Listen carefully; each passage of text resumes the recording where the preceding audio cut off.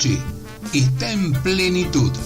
Hagamos una pausa y abramos una puerta a la imaginación. Generación Abierta en Radio. Letras, arte, educación. Tu programa de cultura. Idea, producción general y conducción, Luis Raúl Calvo y Nora Patricia Nardo, con la participación especial de Adriana Gaspar. Porque compartir los sueños es algo digno para celebrar. Súmate a nosotros en la AM 1010 Onda Latina.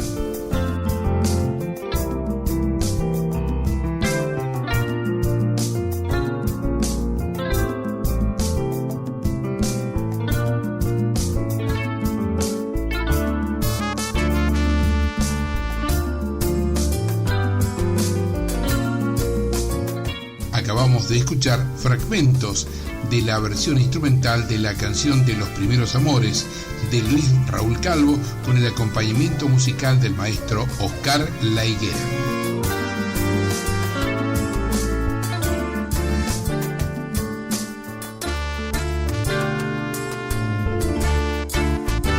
Como nosotros honramos a los hombres que hicieron la Organización Nacional.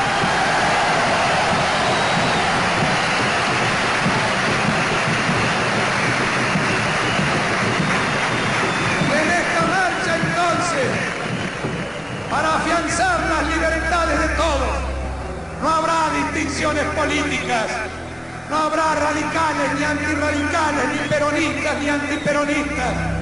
Para preservar a la sociedad argentina de cualquier loca aventura golpista, no habrá radicales ni antirradicales, ni peronistas ni antiperonistas.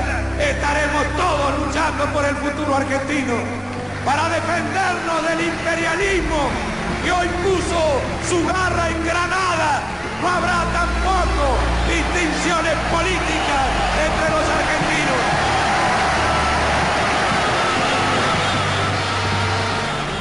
Vamos a arrancar, nos va a parecer una pesadilla todo esto que hemos vivido hasta ahora. Hola, ¿qué tal? Buenas tardes, noches.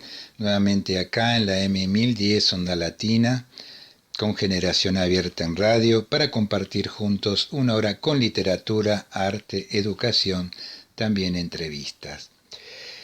Lo primero que queríamos manifestar es nuestra mayor solidaridad con los compañeros de prensa de C5N y de otros medios cuyos móviles fueron salvajemente agredidos, y las personas que estaban cubriendo también verbalmente, no solo físicamente, sino verbalmente agredida por un grupo de manifestantes que en un día tan importante para nuestro país como es el 9 de julio se manifestaban en contra de algunas medidas del gobierno. Siempre es importante que en democracia se pueda disentir, pero en un momento tan delicado, con una pandemia tan fuerte, ¿no es cierto? Tal vez no era el mejor momento para salir a manifestarse, pero aún así, el hecho en sí es algo que la democracia lo permite, y bienvenido sea el poder disentir, pero no de esta manera violenta. Por eso estas palabras de Raúl Alfonsín, que las dijo cuando asumió en 1983, queremos que siguen teniendo plena vigencia. Superar las antinomias, como él decía en aquel momento, antirradicales, antiperonistas. Solamente podremos salir adelante si, a pesar de no estar de acuerdo en muchas cosas, de respetar la democracia, ¿no es cierto? Cada 2 años tenemos la posibilidad siempre de elegir democráticamente a los candidatos. Y como decía Raúl Alfonsín también, los hombres pasan, pero lo que quedan son las ideas que se transforman en antorchas que mantienen viva a la política democrática. ¿Qué tal, Nora? ¿Cómo estás? No sé cómo lo viviste vos. Comparto lo que decís, las palabras también de Raúl Alfonsín, y lo que me causó el 9 de julio ver lo que pasaba en el Obelisco y alrededores, mucha tristeza. Creo que todavía no podemos pensar en un verdadero sentido de la democracia si no sabemos qué es una comunidad, si no tenemos en cuenta la importancia del bien común, si no se entiende que es necesario ponerse en el lugar del otro, estimular la empatía y no el odio en estos momentos donde hay mucha gente que está en la trinchera poniendo el cuerpo para salvarnos, para que podamos tener salud. Creo que esta capacidad de empatía está faltando y que esto no es que yo quiera decir que todos debamos pensar y opinar de la misma forma, sino de saber pensar diferente, comprender y hasta sentir, pero en realidad respetarse, ¿no es cierto? Eso es lo que me pasó, lo que sentí, que todavía nos falta mucho por aprender, que hay palabras que están en olvido como solidaridad, cooperación, y que aparecen otras que hacen que no respetemos las creencias de los otros cuando no coinciden con las nuestras. Bueno, hoy vamos a concluir con la lectura de la antología poética 1992-2017 del Café Literario Antonio Aliberti, 25 años con el arte, el primer tomo. Vamos a leer un cuento de Susana Watt, Cuchilla Alta. ¿Por qué habían elegido Biarritz, ese pequeño pueblo en Cuchilla Alta? Había pocos turistas, era una playa tranquila con algunas casas y calles de tierra. Curiosamente, en un recodo de la barranca se escondía una cascada que brotaba, impetuosa, de alguna hendidura entre las rocas. El agua dulce y fresca formaba una pequeña laguna en la tierra y se escurría en un surco que terminaba en la arena, en los terrenos bajos junto al mar. «Podés bañarte aquí con agua más limpia», le dijo su marido, que ya había comenzado a enjabonarse bajo la cascada. Y ella no dudó en hacerlo, pensando que en la casa no funcionaba la ducha. Pocas opciones eran tan económicas como esa casita ruidosa que alquilaron con la idea de recorrer la playa uruguaya hasta Punta del Este en el ómnibus que pasaba a la vera del camino principal. Debían llevar pan, queso y bebidas y emprender el regreso temprano, ya que el horario del transporte nocturno en esa zona no era seguro. De noche no resultaba fácil orientarse hasta la casa entre senderos oblicuos, ennegrecidos por las sombras espectrales de pinos y eucaliptus. Habían calculado el dinero que necesitaban para sobrevivir una quincena y lo harían estirar. Tratarían de que al menos les alcanzara para volver a Buenos Aires con algo para contar sobre sus vacaciones. Si les sobraban unos pesos, irían a cenar una noche en un restaurante especializado en mariscos y se sentirían logrados, satisfechos. No habían visto ninguno, pero era cuestión de buscar en el pueblo vecino. Pensando en esos simples deseos todavía incumplidos, Mirta se abría paso con sus sandalias de plástico, enredándose en el colchón de aguas con algas, cruzado por los hilos espumosos de las babosas. Olía el perfume dulzón de los berberechos y sentía el silencio del mar, un mar calmo con olas suaves que no ofrecía lucha, ni se escrispaba. Este mar que parecía un lago en el que podía adentrarse sin temor, mirando al horizonte esquivo, sumergiéndose y volviendo a la superficie.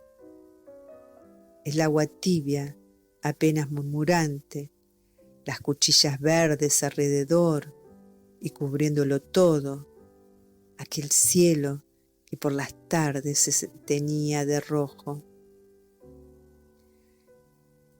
Ese mediodía ella se bañó desnuda bajo la cascada y luego Héctor la secó con la toalla. No había nadie, estaban solos. Sin embargo, no se les ocurrió abrazarse y besarse como hacían antes. Volvieron a la casa y ella se puso un vestido floreado de algodón que había estrenado en esos días. A pesar de la calma y el silencio palpables como el aire, se sentía inquieta. Extrañaba su vida anterior, las emociones que sobrevenían con cada encuentro, cada vez que salía con su marido. No había pasado mucho desde entonces y ahora no era la misma. Su rostro reflejaba cansancio, abatimiento. Sus ojos secos no prometían nada. «Vamos a ver la puesta del sol», dijo Héctor. Siempre me maravilla ese espectáculo. Se sentaron sobre un montículo de piedra y esperaron, con los ojos clavados en las estrías rojas de un cielo deliscuescente, que el globo amarillo terminara de sumergirse en la impenetrable bruma deshabitada del otro lado del mar. A Mirta, esa puesta del sol le hizo pensar que sería la última. Un pensamiento extraño que le impulsó a aferrarse del brazo de Héctor como si necesitara sentir su cuerpo junto al suyo para ahuyentar su angustia. Después todo pasó, excepto aquella sensación de ahogo que internamente la privaba de todo goce. Esa noche cenaron en un bar a que Héctor le parecía una posilga. Era el único en Biarritz, con techo de chapa y paredes de ladrillo sin revocar. Había un horno de pan en el que se cocían las pizzas caseras, cuya masa gomosa tenía olor a humedad. Decidieron pedir más de una porción y vino tinto de la casa que sabía a vinagre. Era la clase de comida que podían permitirse. Al día siguiente, mientras recogía conchas de caracoles, Mirta se sintió observada por un hombre que hacía una caña de pescar desde una de las rocas del barranco. Estaba cómodamente sentado y miraba hacia abajo, donde la única bañista era ella. La miraba y mantenía la caña inmóvil a la espera de que picara algún pez.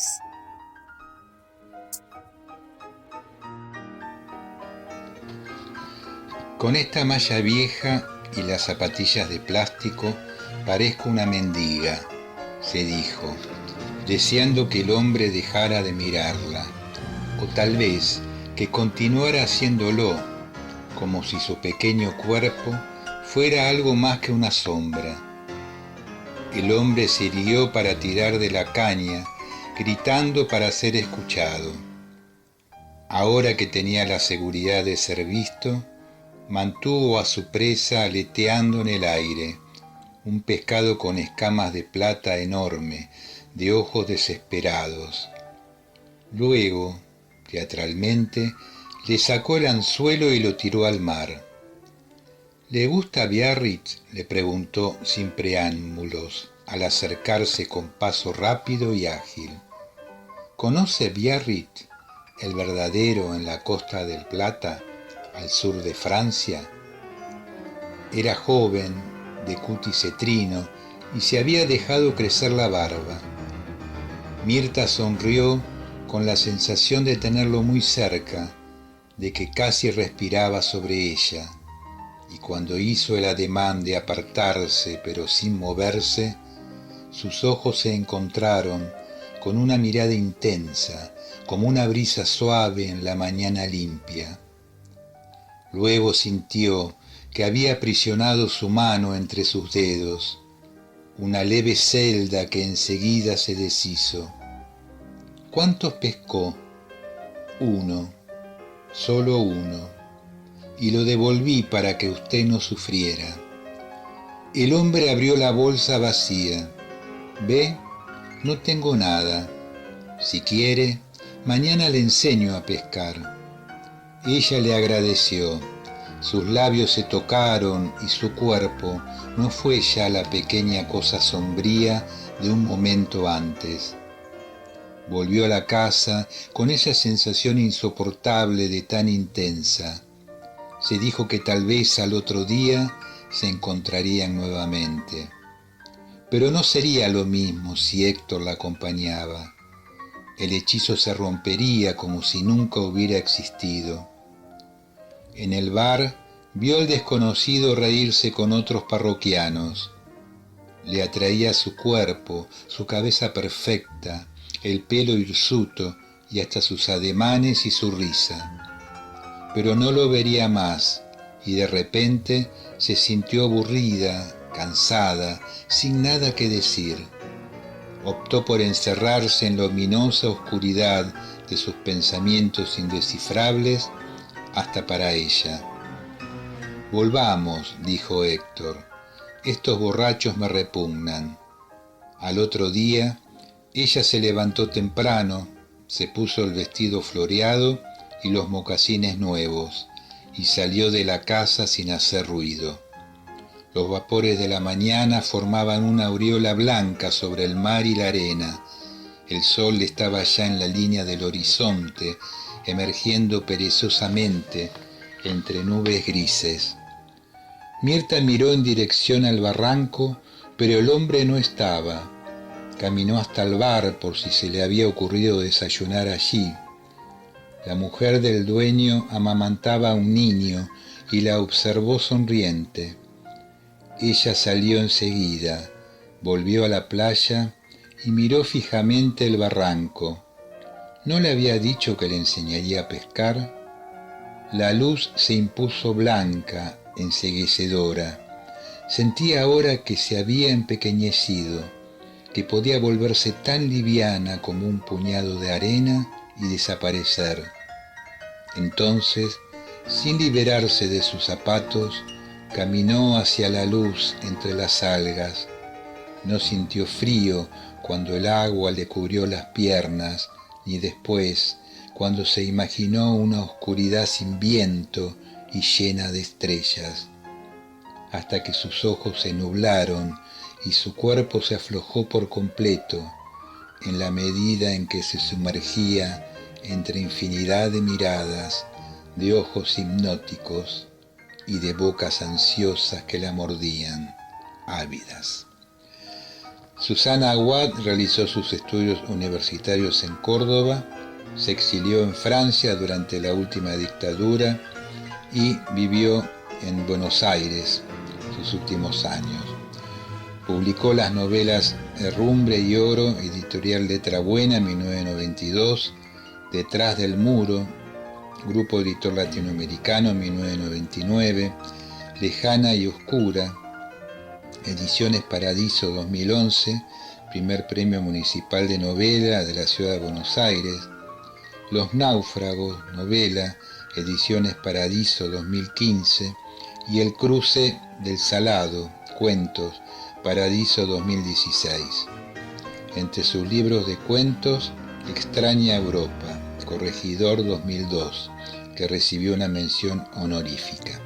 Susana Aguad estuvo a cargo del segmento Narraciones Breves en nuestro ciclo literario y de arte Antonio Oliverti, varios años hasta su fallecimiento.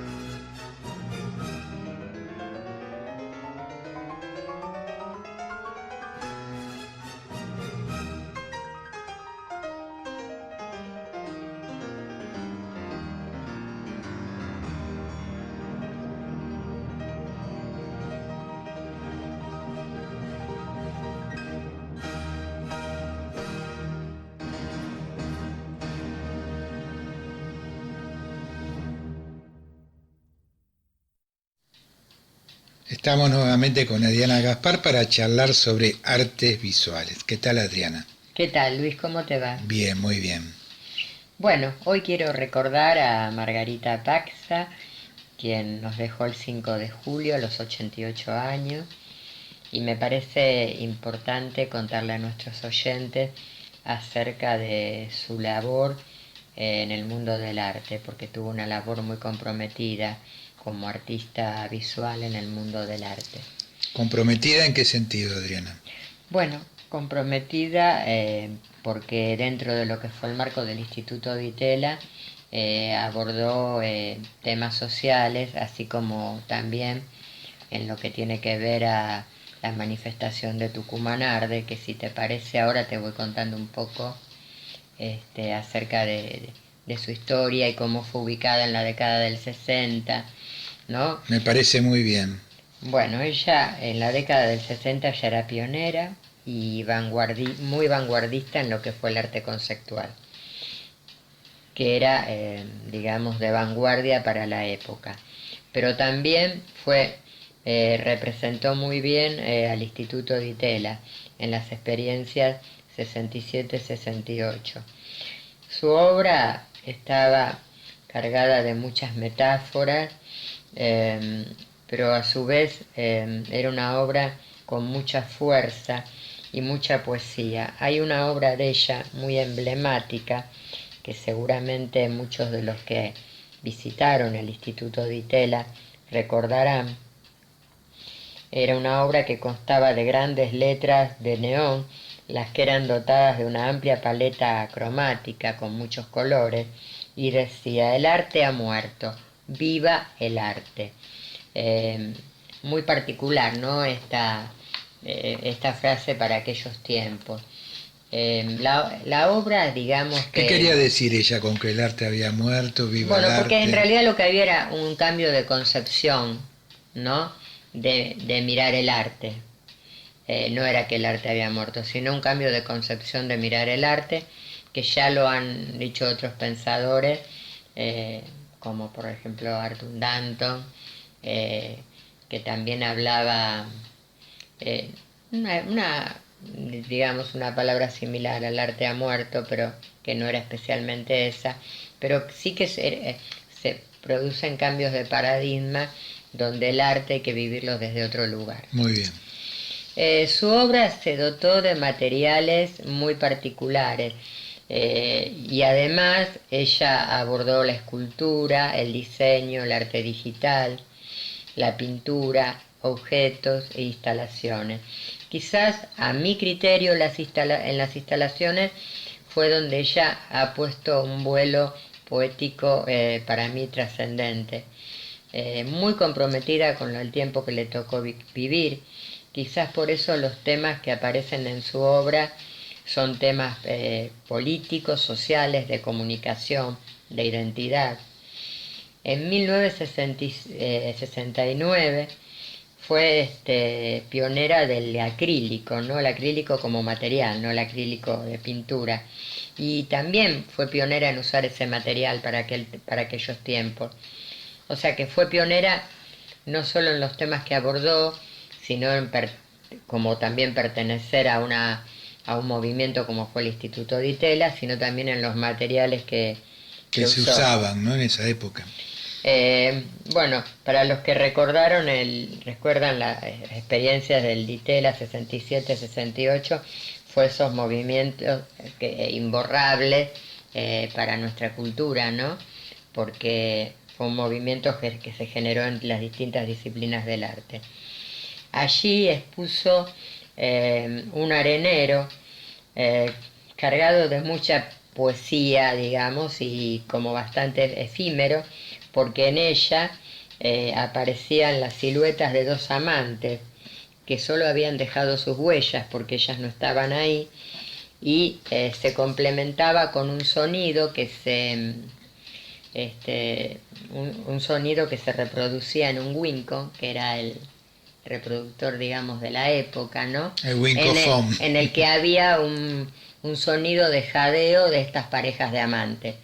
Como podrás ver, transgresora en todos los aspectos, porque pensamos que estábamos viviendo en el gobierno de Onganía, en un gobierno de facto, ¿no? Así es. Bueno, formó parte de lo que fue la muestra, el proyecto, la manifestación artística de Tucumán Arde en 1968, la que se realizó en la CGT de los argentinos.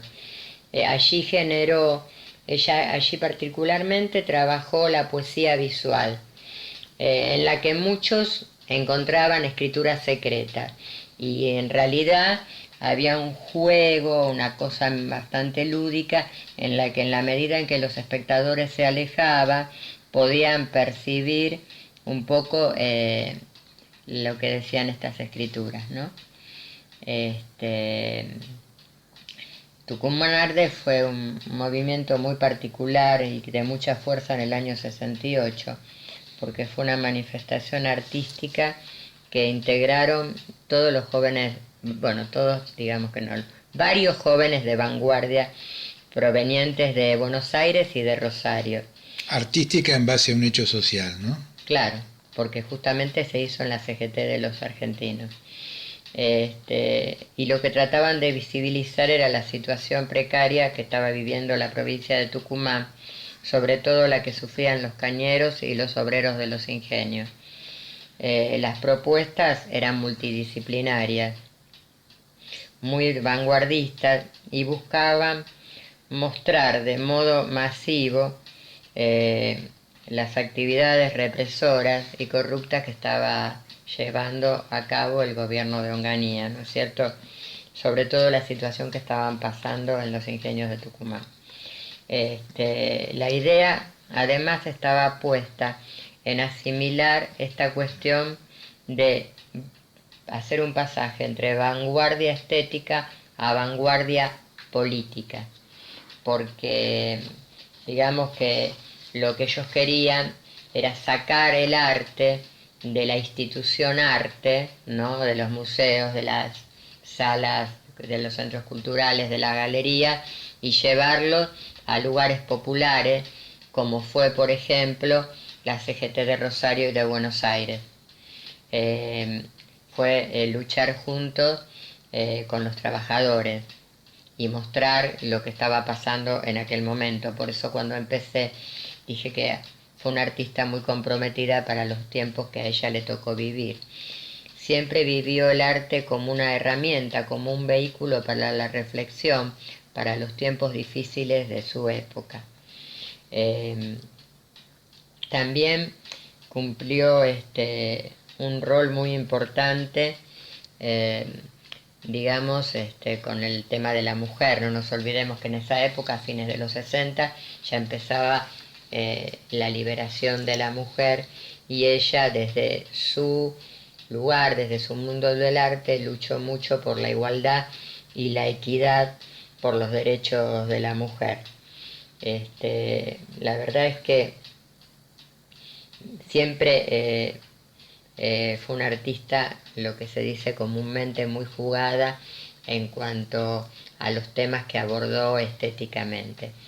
Y bueno, y nos dejó ahora hace muy poquito, a los 88 años de edad, pero dejó una gran trayectoria y una gran obra. Que se puede ver por internet. Que se puede ver, sí. La obra de ella, además de estar en museos y espacios de aquí de nuestro país, transitó los museos y los espacios de arte, galerías de todo el mundo, y ha recibido numerosos premios. Pero me pareció que lo más importante era destacar toda su labor comprometida y no hablar tanto de los premios que recibió, que fueron numerosísimos. Y quizás, si te parece, Luis, otro día podemos desarrollar más lo que fue la manifestación y quienes intervinieron, además de ella, en Tucumán Arte, y dedicarle un día especialmente, Tucumán Arde, perdón, Tucumán. Y dedicarle un día especialmente a esa manifestación artística. Me parece muy bien, Adriana. Muchas gracias como siempre y hasta la próxima semana. Hasta la próxima semana. Vamos a ir al espacio musical Ricardo Héctor Reyes, en homenaje a nuestro amigo Ricardo Reyes, quien fundó con nosotros este programa radial en el año 2007. Un día como hoy del año 2003 fallecía Compay II, cuyo nombre verdadero era Máximo Francisco Repilado Muñoz, nacido en La Habana el 18 de noviembre de 1907. Fue un músico y compositor cubano de amplia trayectoria mundial. Llegó a ser un popular compositor e intérprete, muy conocido entre los amantes de la música cubana. Comenzó tocando la guitarra, el tres cubano, clarinete, bongó, también tocó la tumbadora. Y fue el inventor del armónico, un híbrido de 7 cuerdas entre la guitarra española y el tres cubano. Comenzó su carrera musical muy joven, cuando compuso sus primeras canciones, y en los años 30 formó parte de diversas agrupaciones artísticas de Santiago, como el Cuarteto de Trovadores Orientales y el Cuarteto Huatuy. Su fama internacional le llegó en 1997 con su participación en el disco Buena Vista Social Club, que ganó varios premios Grammy, y con su aparición en la película del mismo nombre realizada por Wim Wenders. Lo vamos a escuchar en este tema que se llama Como la Avellaneda. Adelante, por favor. Voy.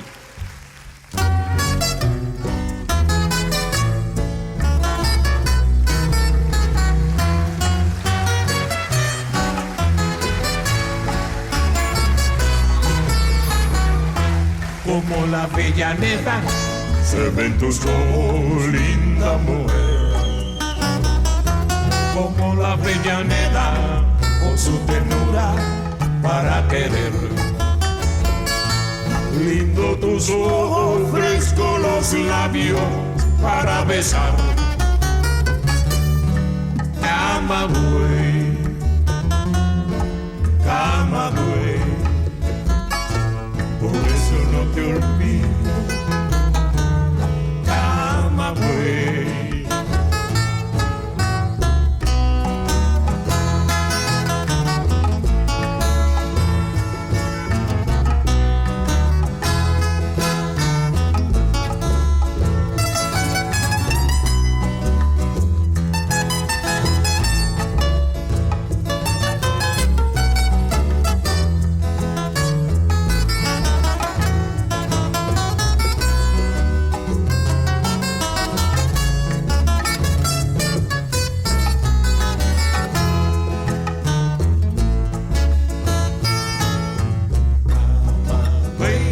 Sus piladones, los poetas lo recuerdan a través de sus canciones. No recuerdas, camagüeyana, que te lo decían como un consuelo. Y si no me quiere, ay, camagüeyana, me tiro en el suelo.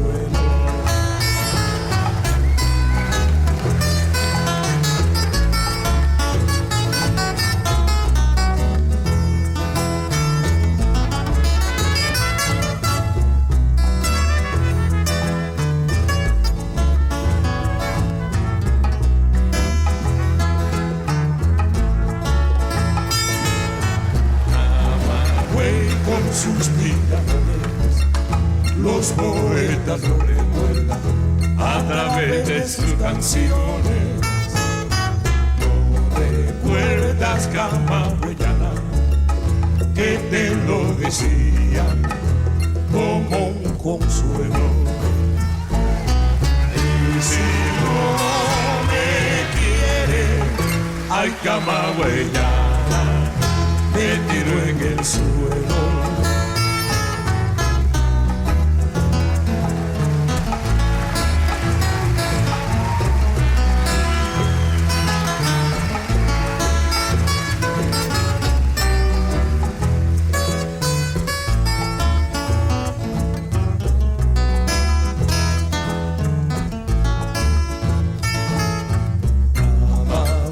Con sus piladones, los poetas lo recuerdan a través de sus canciones. No recuerdas, camagüeyana, ella, que te lo decía como un consuelo. Y si no me quiere, ay, camagüeyana, me tiro en el suelo. Camagüey, camagüey, camagüey, camagüey. ¡Derecha! El esfuerzo valió la pena. No nos descuidemos ahora. Cuarentena responsable. Informate en buenosaires.gov.ar/coronavirus o chatea con la ciudad al 11 50 50 0147. Cuidarte es cuidarnos. Buenos Aires Ciudad. Continuamos conversando con la licenciada Noemí Furman, licenciada en psicopedagogía, miembro de un equipo de orientación escolar del Ministerio de Educación de la Ciudad Autónoma de Buenos Aires. La vez pasada, la licenciada abordó los temas que el equipo interviene, como las trayectorias escolares, cuando hay algún tipo de sufrimiento o padecimiento de un alumno o un grupo de alumnos. Habló acerca de las intervenciones, si hay algún problema emocional o cognitivo, las estrategias que se utilizan. También el equipo trabaja sobre la vulneración de derechos y la convivencia escolar. Pero ahora queríamos saber cómo se estaba trabajando todos estos temas que vos estuviste comentando, Noemí, ya que estamos en pandemia y los chicos no van a la escuela. Hola Nora, ¿cómo te va? Otra vez, mucho gusto siempre de estar en el programa de ustedes. Continuando un poquito con digamos, lo que es el equipo de orientación escolar, pero en esta situación de COVID-19 o pandemia, cuarentena ya la hemos pasado hace rato. Primero quisiera contextualizar, digamos, en forma más general. Digamos, Ciudad Autónoma de Buenos Aires, a partir del mes de marzo, ha tomado una serie de medidas y resoluciones en varios niveles, que son de, digamos, conocimiento público, que tienen que ver principalmente con la preservación de la salud de los ciudadanos. Luego, no es para esta conversación, hay efectos en relación a esto, ¿no es cierto? Efectos que tienen que ver con otras áreas que son de circulación, digamos, los efectos económicos, etcétera, etcétera. El Ministerio de Educación no fue ajeno a todo este movimiento y a todas estas resoluciones de emergencia, con lo cual se estableció la educación, podríamos decir, a distancia, en forma remota, encomillada. En esta emergencia hay una diferencia entre una educación a distancia planificada, como cuando uno se inscribe o hace una carrera a distancia, por elección, cursos a distancia, etcétera, y otra cosa es lo que se ha establecido desde el mes de marzo a esta parte. Es una educación a distancia de emergencia que abarca todos los niveles educativos, el universitario incluido. Entonces el Ministerio de Educación, para los equipos de orientación escolar, también ha establecido criterios de intervención en relación a esta situación. Las personas somos las mismas, la escucha es la misma, los docentes y los directivos son los mismos, los supervisores también son los mismos. Lo que ha cambiado son las condiciones de trabajo, nos ha cambiado a todos las condiciones de trabajo. ¿Por qué? Aunque parezca muy obvio. Bueno, porque no nos vemos, no estamos en contacto, no hay una cercanía al otro tal cual estábamos acostumbrados y era nuestro fuerte de trabajo. No hay tal cercanía, no hay tales reuniones, no hay tales entrevistas. Lo que hay son dispositivos en forma remota, o sea, reuniones en forma virtual a través de computadoras, de celulares, de tablet, donde la demanda se trabaja en virtud de lo que ocurre en este momento. Es decir, si no hay presencialidad de los chicos y de las chicas en sus escuelas, se presentan otro tipo de, como yo decía, obstáculos o situaciones problemáticas que hacen a este contexto. Por supuesto, pueden estar magnificadas o no desde un punto de vista de qué pasaba anteriormente con ese alumno o alumna. Entonces, ¿qué se viene a intensificar ahora?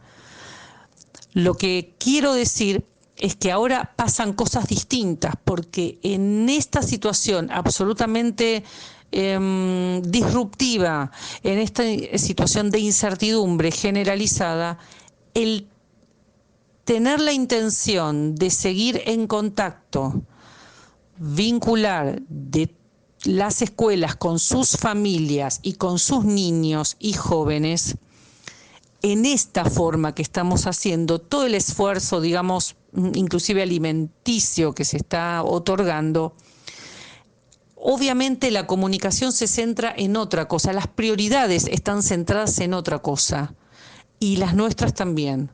Primeramente en cómo están las familias, en cómo están los niños, y vuelvo a poner el término condiciones. ¿En qué condiciones están los niños y las familias para estar recibiendo, digamos, enseñanza, por decirlo, clases virtuales? ¿En qué condiciones están para recibir esto? Para reunirse con sus amigos y compañeros en un Zoom o en un Meet, como se llama ahora, ambas palabras que no pertenecen a nuestro idioma, pero para que la gente lo entienda, son plataformas donde la gente puede verse, digamos, en pantalla y compartir una pantalla, que es lo que se ve en los programas de televisión y en los noticieros.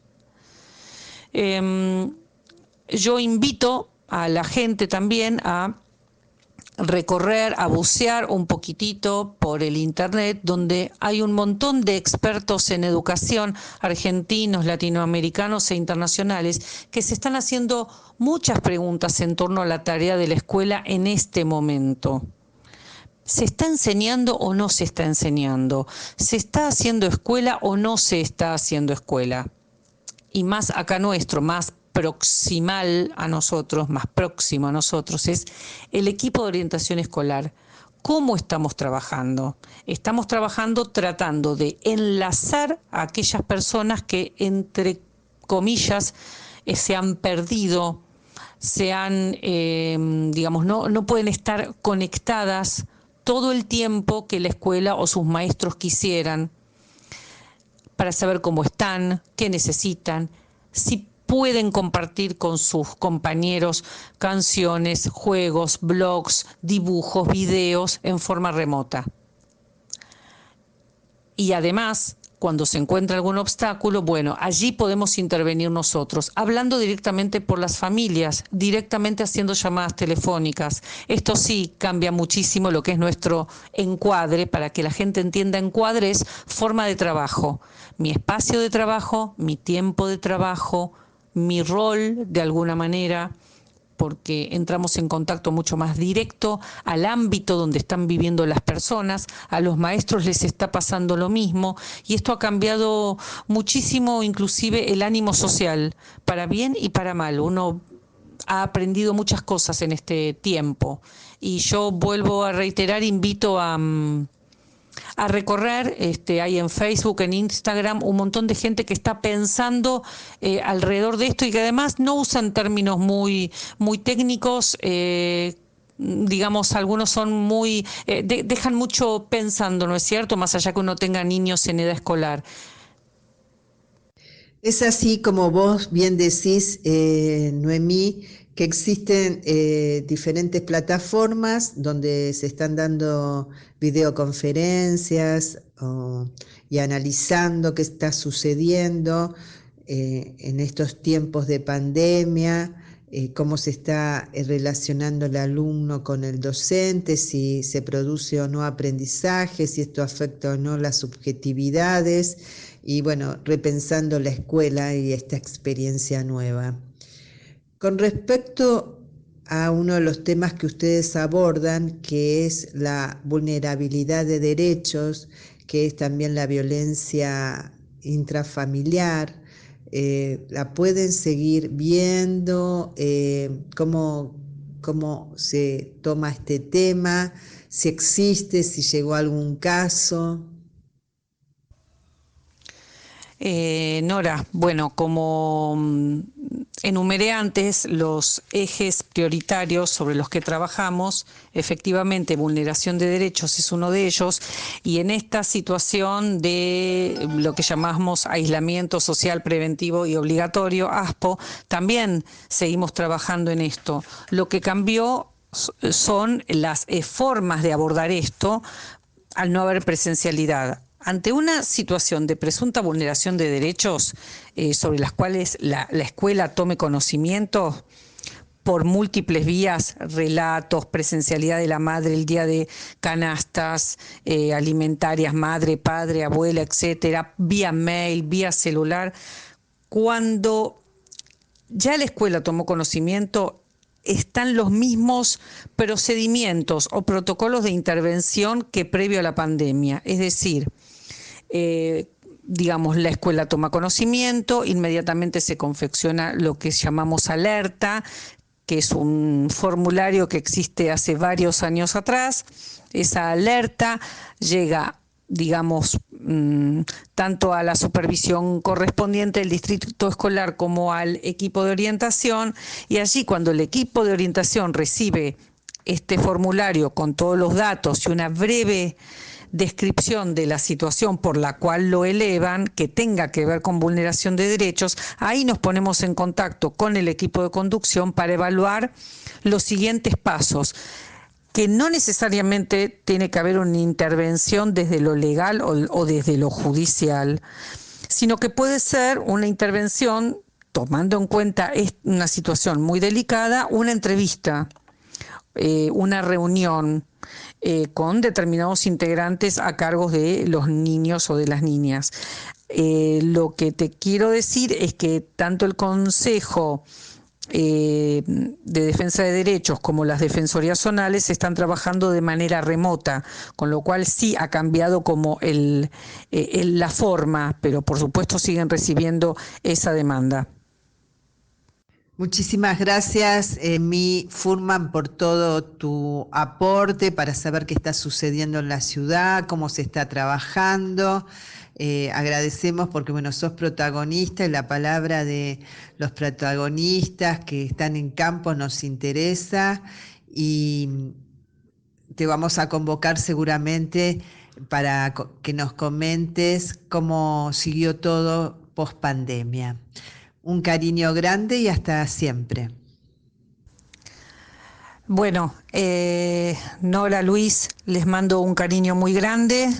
Esto es un relato descriptivo de cómo estamos trabajando y de tanta gente que estamos haciendo, digamos, camino en este momento, camino nuevo en este momento raro, ¿no es cierto?, e histórico. Un beso muy grande.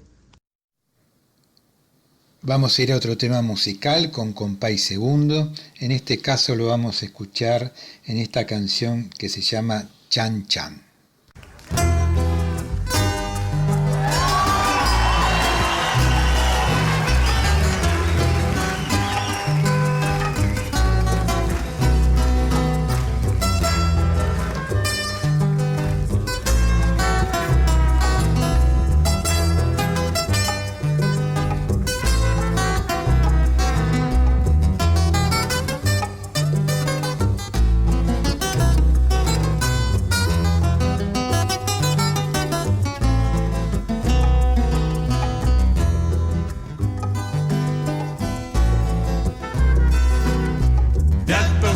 Voy para Marcané, llego a Cueto, voy para Mayarí.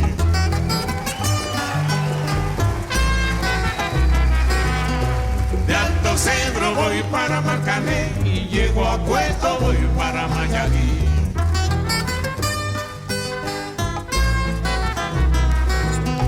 De Alto Cedro voy para Marcané, llego a Cueto, voy para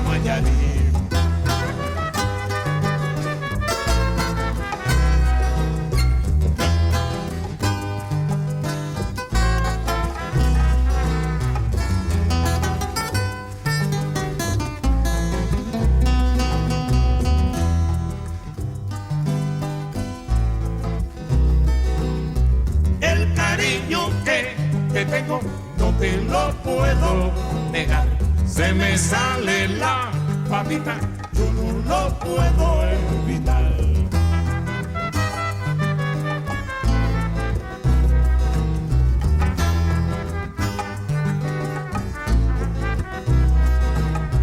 Cuando Juanica y Chan Chan en el mar cernían arena, como sacudí el jibe, a Chan Chan le daba pena. ¡Qué pena!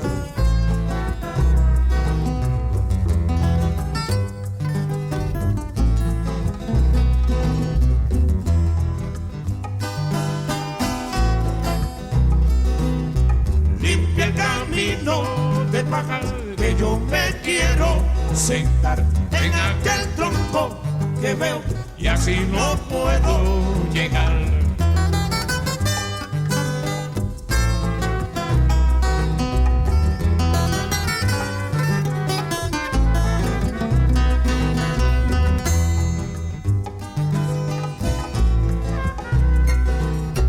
De Alto Centro voy para Marcané y luego a Puerto voy para Mayarí.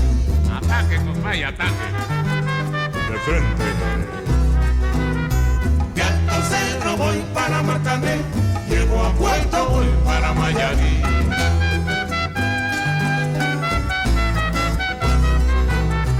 De Alto Cerro voy para Marcané, llego a Puerto voy para Mayarí. Rompelo.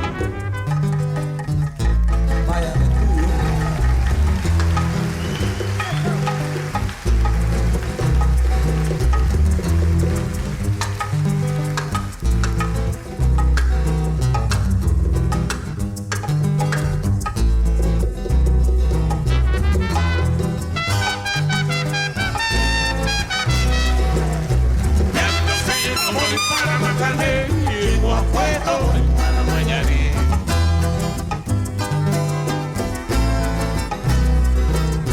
De Alto Cerro voy para Marcané, llego a Puerto voy para Mayarí. ¡Echa!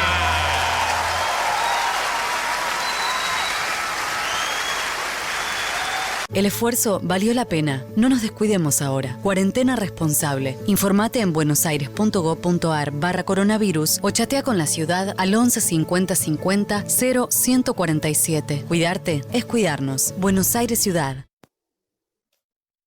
Continuamos con las actividades que nos ofrece Cultura en Casa, como por ejemplo Cuentos de Café 1 en el bar London City. Conocé los bares notables de nuestra ciudad y descubrí todos sus secretos. Es una interesante visita a todos los bares notables y ya que estamos, les damos nuestra solidaridad porque sabemos tanto los bares como las librerías están pasando un mal momento. Librerías con Historia 1 de Guitolda, conocer la historia de las librerías más tradicionales del casco histórico de la ciudad de la mano de las personas que trabajan en cada una de ellas. Además, recomendaciones de libros para que leas en estos días. Entrevista a Efi Bet durante el programa Transsurrealismo, Arte y Diversidad de Género. Se realizó en el Museo Sibori una jornada dedicada a Efi Bet, artista conceptual, performática y feminista queer, una referente tanto por su activismo trans como por sus obras. Rizoma es un proyecto. En un contexto de aislamiento físico proponemos un espacio de encuentro y cercanía afectiva.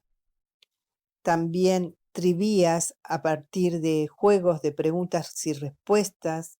Podés poner a prueba tu conocimiento sobre separación de residuos y otras prácticas sustentables. También te podés ver el video de cómo es el Museo Moderno en Casa, 5 cosas que no sabías sobre el Parque de los Patricios. Estas son algunas de las actividades. Paz y cierre la puerta, 60 artistas en 60 minutos, un happening virtual que transmite performance, instalaciones, objetos en movimiento, música y poesía que habitan detrás de cada picaporte, o también cosas acerca del monumento a Sarmiento. datos importantes. Bueno, me despido hasta el próximo martes, esperando que todos nuestros oyentes y todos estemos un poquito mejor, así nos podemos ver pronto. Lamentamos mucho el fallecimiento del poeta Daniel Castelao, quien venía mucho a nuestro ciclo Antonio Liberti, está en la antología del Café Literario Antonio Liberti, que hemos compartido con ustedes, y también venía a comer. Luego de Montserrat pasábamos muy lindos momentos. También una pérdida importante es la de Agustín Aleso, una figura tan importante para nuestro teatro. Lo entrevistamos en el año 1996 para Generación Abierta, una nota que realizó Noemí Cáceres. Próximamente vamos a recordarlos a los dos. Bueno, nos vamos yendo. Queremos agradecerle a Aníbal y Leandro de la M1010 Onda Latina por todo su apoyo, como siempre. Y nos vamos hasta el próximo martes, recordando que compartir los sueños es algo digno para celebrar.